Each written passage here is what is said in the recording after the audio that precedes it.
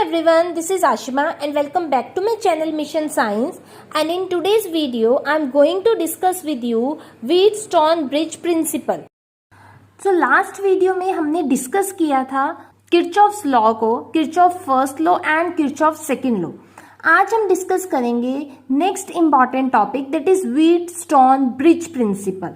देखो ये क्या स्टेट करता है, अगर हमारे पास 4 रेजिस्टेंसेस हैं P, Q, R and S, इनको हमने एक ब्रिज के फॉर्म में अरेंज किया है. किसके साथ? सेल के साथ. और एक हमारे पास वन वे की K1 है जो पॉइंट A एंड C के बीच में है. एक हम गैल्वेनोमीटर का यूज कर रहे हैं और एक हमारे पास टैपिंग की है between points B and D.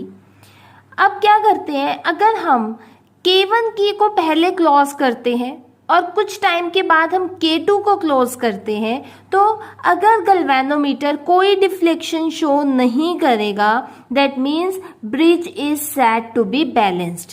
ठीक है, क्लियर हुआ है कि अगर गैल्वेनोमीटर डिफ्लेक्शन शो नहीं कर रहा है तो हम क्या बोलेंगे ब्रिज की वो बैलेंस्ड फॉर्म में है.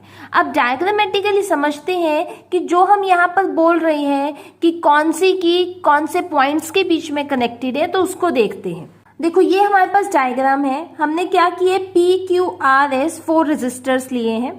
A एंड C पॉइंट्स के बीच में सेल है एंड K1 की है, और जो B और D पॉइंट्स है इसके बीच में गैल्वेनोमीटर है और एक हमारे पास टैपिंग की K2 है. अब EMF से क्या है, करंट फ्लो करेगा. जैसे ही करंट हमारे पास यहाँ A टर्मिनल पर आएगा, A जंक्शन पे क्या है, current is divided into 2 arms. Let कर लेते हैं अक्रॉस आर्म AB जो करंट है वो I1 जा रहा है. इसका मतलब AD आर्म में करंट कितना जाएगा, I माइनस I1 जाएगा. ठीक है, करंट की डिविजन्स आपको आनी चाहिए. अब ये I1 करंट जैसे इस B पॉइंट पर आता है, again it get divided into 2 branches. तो मैं लेट कर लेती हूँ अक्रॉस दिस BD आर्म जो करंट है वो IG है. तो BC के अलॉन्ग कितना जाएगा, I1 माइनस IG जो बच चुका है. अब इस पॉइंट को A से करंट आ रहा है I माइनस I1 और B से करंट आ रहा है IG. तो इस पॉइंट पर दोनों करंट्स क्या है, ऐड ऑन हो जाएंगे, और ये दोनों करंट्स ऐड होकर कहाँ जाएंगे, अलोंग दिस DC आर्म. तो यहाँ करंट कितना हो जाएगा, I minus I1 plus IG. अब आ जाते हैं इस C पॉइंट पर. देखो DC के अलॉन्ग इतना करंट आ रहा है, BC के अलॉन्ग इतना आ रहा है. ये दोनों करंट्स ऐड ऑन होकर यहाँ पर आएंगे. तो आप जब इसको ऐड करोगे I1 minus IG plus I minus I1 plus IG, आपको क्या मिलेगा, अल्टीमेटली करंट I ही मिलेगा. यहाँ पर मैंने KCL ही लगाया है, जो आपको लास्ट टाइम भी मैंने समझाया था कि KCL का मतलब क्या होता है, जितना करंट एंटर होता है उतना ही एग्जिट होता है. तो यहाँ देखो इस सेल से I करंट एग्जिट हो रहा था, तो यहाँ पर एंटर भी देखो I ही कर रहा है.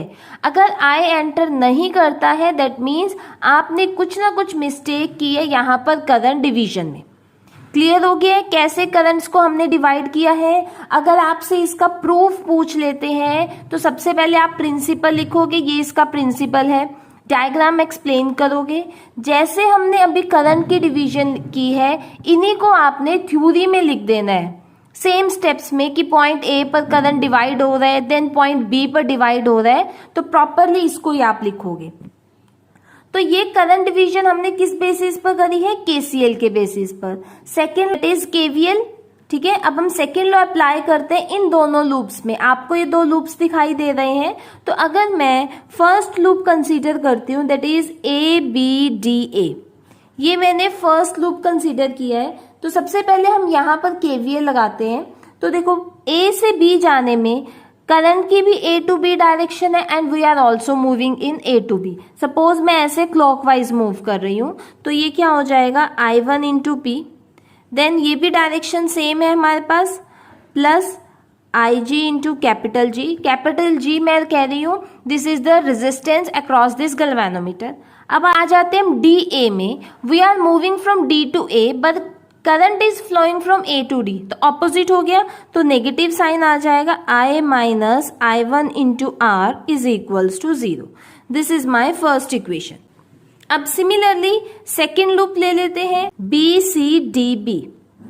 ये हमारे पास सेकेंड लूप है।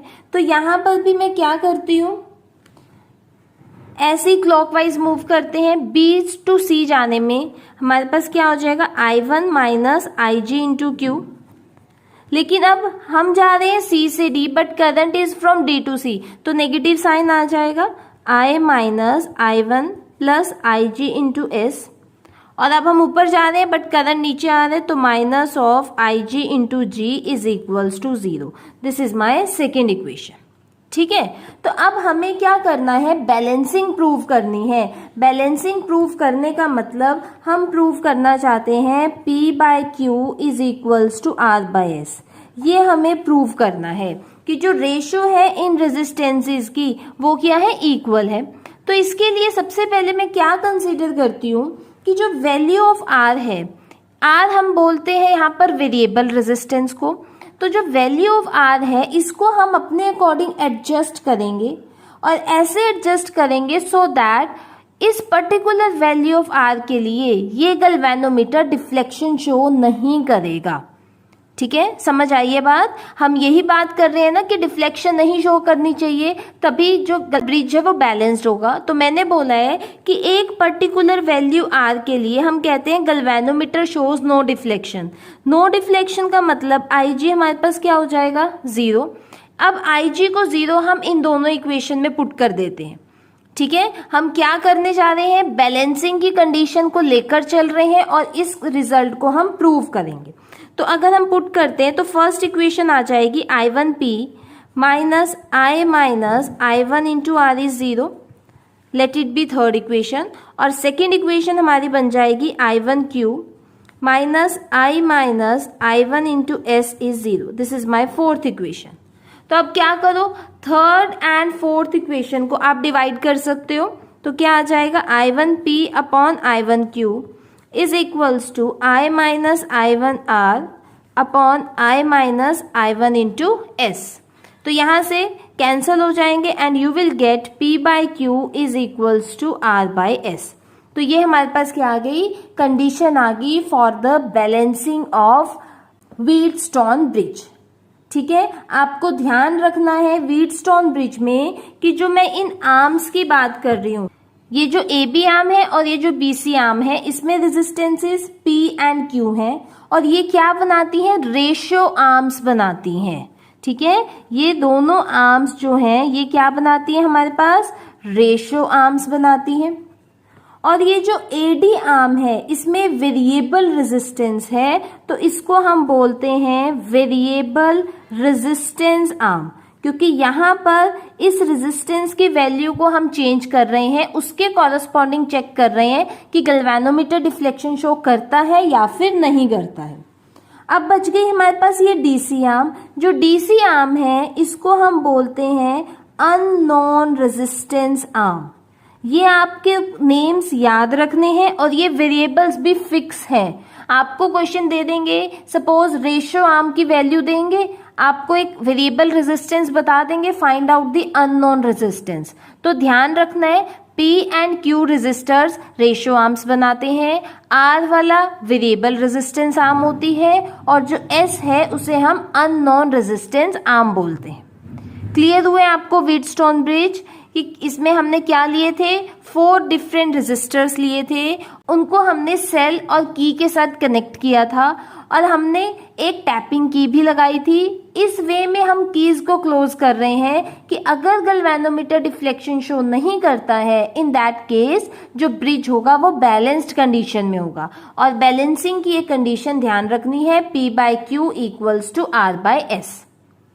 आई होप आपको व्हीटस्टोन ब्रिज क्लियर हो गया होगा। नेक्स्ट वीडियो में मैं आपके साथ डिस्कस करूंगी स्लाइड वायर ब्रिज और metre bridge. Thank you so much guys for watching my video. If you like my video, please subscribe my channel and press the bell icon, and also do like, share and comment on my video.